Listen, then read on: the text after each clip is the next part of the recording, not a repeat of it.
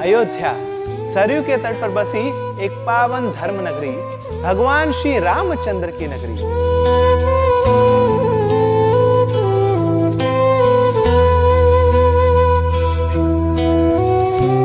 अयोध्या वो स्थान जहां युद्ध नहीं होते। शास्त्रों में सप्तपुरियों का वर्णन आया है। अयोध्या मथुरा माया, काशी कांची अवंतिका, पुरी द्वारावती चैव सप्तैता मोक्षदायिका।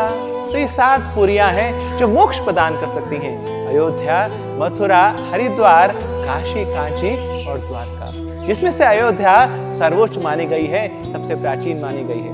अयोध्या का सबसे पहला वर्णन अथर्ववेद में आता है, जहां बताया गया है कि अयोध्या देवताओं का नगर है।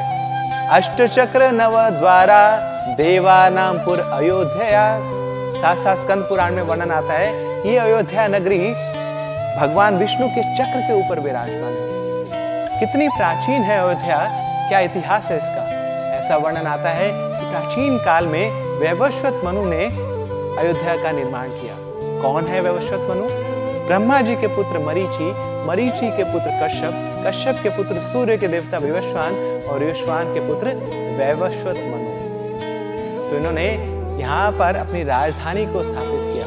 बाकी बहुत सारे प्रांतों का निर्माण किया, मगर वो विश्वकर्मा से कराया, आर्किटेक्ट इंजीनियर हो। मगर ये स्थान उनको बहुत ही पसंद आया, बोले इसका निर्माण तो मैं खुद स्वयं करूँगा। फिर आगे चलकर अयोध्या का राज्य उन्होंने सौंपा अपने पुत्र इक्ष्वाकु को। तो वहां से इक्ष्वाकु कुल का प्रारंभ हुआ, तो जिसमें बहुत ही बड़े बड़े महान राजा हुए हैं।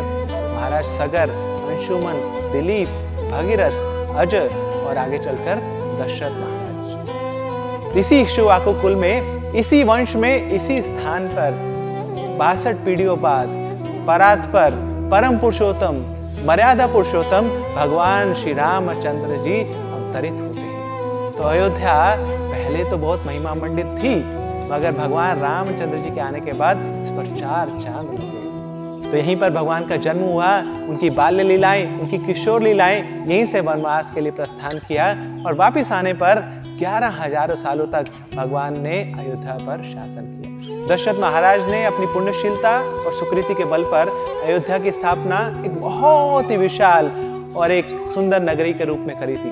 ऐसा लगता था मानो भगवान का धाम हो, और हो क्यों ना, स्वयं साक्षात भगवान यहाँ पर विराजमान होने वाले हैं। इंद्र का लोक भी, स्वर्ग के ऐश्वर्य भी अयोध्या के सामने बहुत फीके पड़ जाते थे।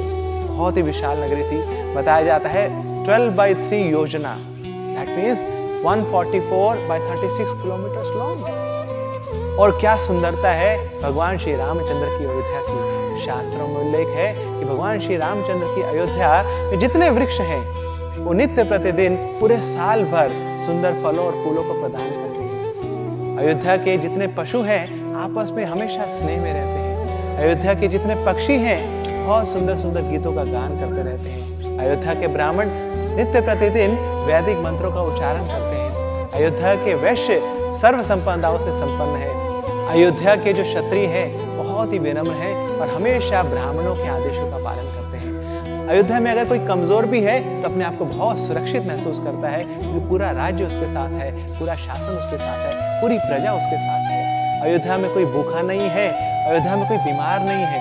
दशरथ महाराज पूरी प्रजा को इस प्रकार उनके साथ व्यवहार करते थे मानो वो उनकी संतान हो। इस प्रकार अयोध्या सारी खुशहाली से भरपूर था, सारी संपदाओं से भरपूर था। तो ये है राम राज्य, ये है अयोध्या।